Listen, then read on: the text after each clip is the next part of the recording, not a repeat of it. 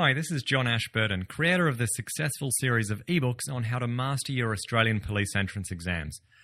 Today I'd like to welcome you to this 3-part video series on the next step of your journey, and that is setting yourself up for success at the Police Academy. If you're watching this, then you've likely been following along with our police selection preparation, and many of you have been sending through various questions on this exact topic. Now, for those of you asking about specific assistance in preparing for your entrance exams, I do want to clarify that this video series is going to focus on preparing you for the actual Police Academy. So if you're still looking for assistance with the police entrance exams, click the link below for those training resources, or go to www.policeprep.com.au and click the training products link at the top of the page. Now, assuming you've done the hard work in preparing for the exams and you know all about verbal reasoning, abstract reasoning, writing tests, and how to pass a psychological test, you're likely aware that none of these skills are going to be particularly relevant at the Academy. You're about to discover that it takes a lot more than simple test-taking skills to successfully graduate from the Academy and go on to earn your police badge. You'll also be moving from the competitive environment of police selection to the more team-focused environment of police training. This requires a significant mind shift, and it's important that you understand the difference. One of the questions I received recently was, what is the number one attribute police recruiting are looking for to get ahead of other applicants? And this question certainly demonstrates the real sense of competition many of you are feeling during selection, and rightly so, as there are only going to be so many successful applicants. The answer, in my opinion, is that there is no specific trait, as the selection is a holistic approach considering a wide range of tests. But the point is that if you're moving on to this video series on Academy preparation, then you need to start that shift in mindset that you'll be joining a team of other recruits soon, and you're going to need each other to successfully graduate through each aspect of the course. And we'll talk more on that in future videos. So what does it take, and how do you prepare? Well, this 3-part series is going to take you through some key steps in optimizing your preparation and really understanding what is ahead of you.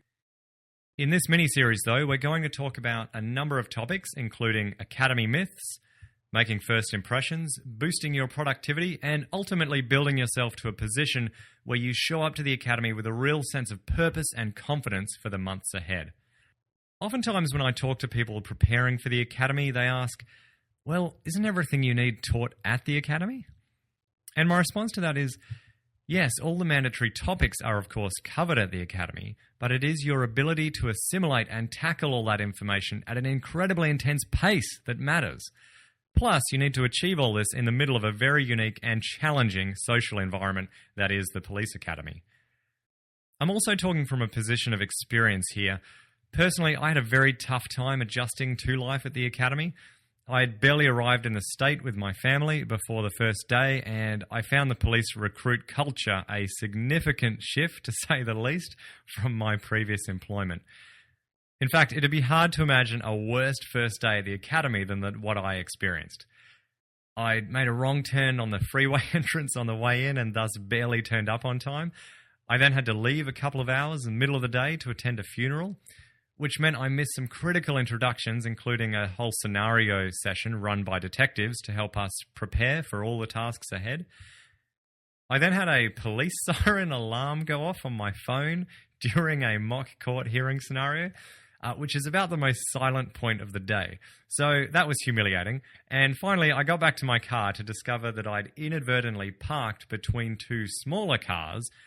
There actually was no third car park, and accordingly, there was an outrageously expensive parking ticket waiting on my windscreen. Despite this shocking start, I applied some key principles over the following months and went on not only to graduate but to receive multiple awards, including overall Dux of the course. However, my most proud achievement at the Academy was being awarded the Minister's Award, which recognised me as making the most contribution to my fellow squad members throughout the course. What is so special about that award is that it was determined not by grades and rankings, but rather on the opinion of the other recruits on the course.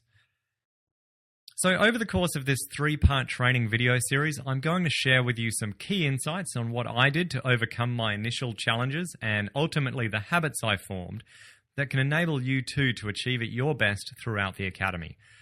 So if you agree that learning some of these habits could be of use to you, then this video series is definitely for you. The other thing I want to mention real quick is that success at the academy is not just about graduation. It is about building the right foundations for a successful police career. There are quite a few police officers who stumbled their way through police academy and barely made it over the line.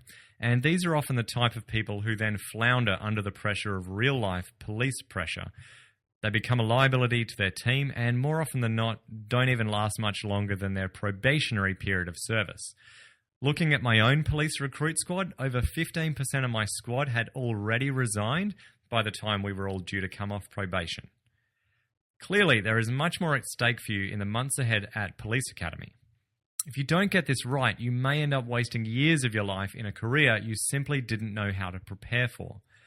On the flip side, if you set yourself up for success, then the payoff will go on for years to come for both you and the people you care about. Now, in today's quick introduction, I'm going to let you in on some myths about Police Academy training and where reality can differ somewhat. After that, I'll quickly touch on the importance of first impressions, other than the obvious. And then lastly, I'm going to give you a critical piece of advice on why your performance at the Academy will determine more than whether or not you graduate. So make sure you watch this entire video. Police Academy myth number 1 is, it'll be okay if I pick up some study habits as I go. This is a big one that catches quite a few people out. This myth comes from the fact that a lot of people's experience in training courses is that they become more demanding as you progress. Police Academy isn't like that. Police training is often broken down into phases or different modules. So you might be focused on tactical communication and use of force for a couple of months, and then focused on emergency driving for a few weeks. Most likely you will also spend a few months focused on legal studies. In fact, legal studies is often first up in your training as it sets the foundations for many other aspects of police training.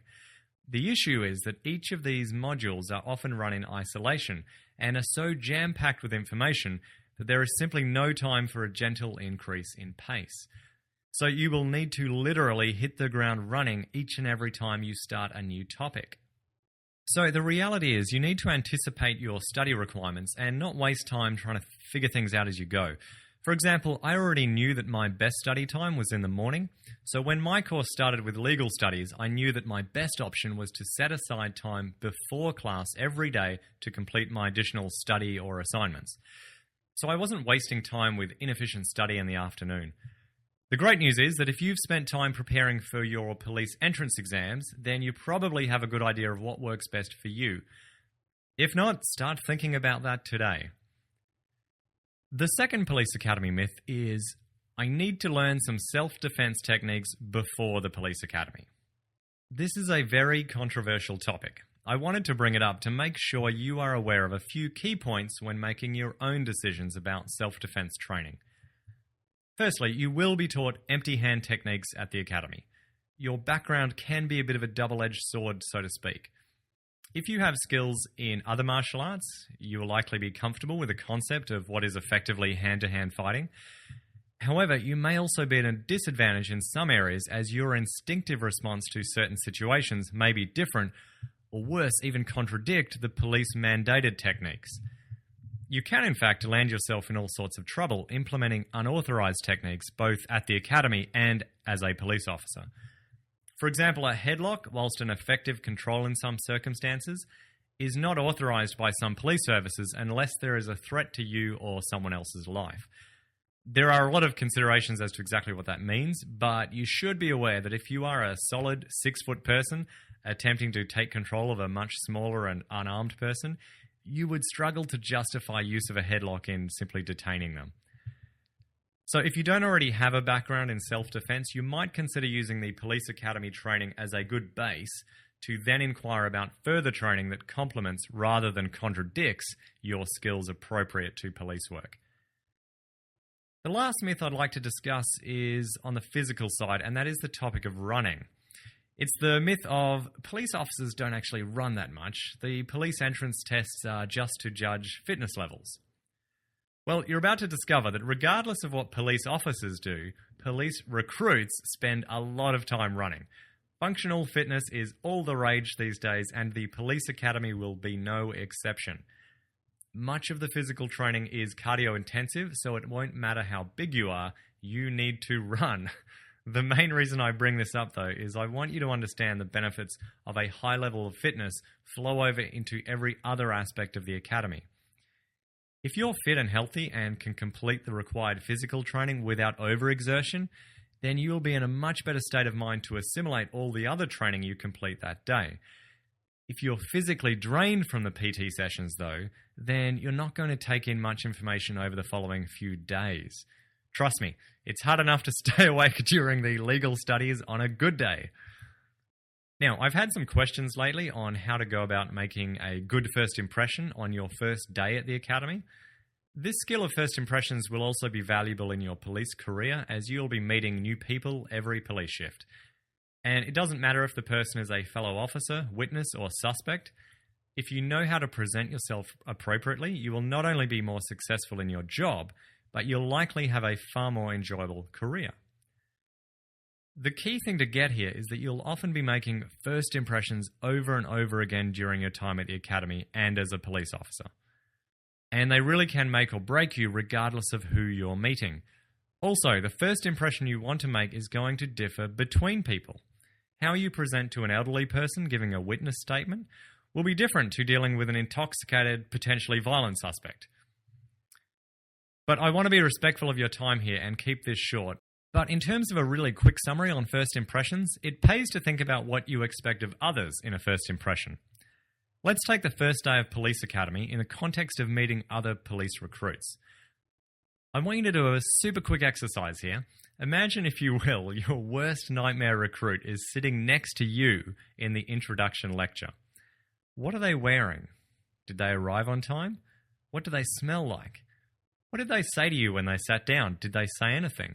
What is their general body language? One of enthusiasm or one of boredom and fatigue? Did they make eye contact with you? So by now, you're probably imagining a fairly unpleasant experience with this person. So now what I'd like you to do is reverse everything about that person. Make it all positive and what you would expect and like to see. And you are now getting a better and better picture of what you would need to make a great first impression with other recruits and staff. Now, we've barely scratched the surface there on first impressions, and we'll go into more detail on this in some coming training. But before we wrap up today, I want to go back to why your performance at the police academy is so important. I mentioned earlier there are far more reaching consequences of a good, bad, or indifferent performance. One of these is your posting preference. Now, this is not always the case, but in some states, your overall performance will be a factor in determining where you are posted and whether you get a preference of posting. This is not in all states all the time, but it can certainly be a factor. Some of you have even asked about what happens if I get posted somewhere which is not compatible with my family circumstances. For example, you might have significant parenting responsibilities. Well, again, this is further motivation to you to perform well in optimizing your chance of a posting preference. However, if you really are limited in your work locations, you need to make this clear in your police application.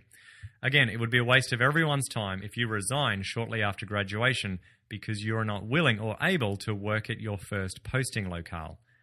So if you want to give yourself the best chance of starting out where you want, then be sure to keep an eye on your inbox for details on the next training video. One thing I'd like you to do until then is, if you haven't already, check out the link below on finding your reasons for becoming a police officer. Completing this very short activity there will really help you on your way to finding the motivation to success at the academy. Finally, I also invite you to send me your top 1 or 2 questions right now on what you would like me to include on our next video topic, which is going to be all about productivity and task management whilst at the academy. Just let me know what your top 2 questions on that topic might be, and I'll do my best to answer your questions in the next video. You can send your questions through to me on our Facebook page, or simply send me an email to info@policeprep.com.au. Thank you for your time today, and if you found this training video useful, please let me know on our Facebook page, and of course, click that review button while you're there. Until next time, keep up your preparations, visualize your success, and make it happen.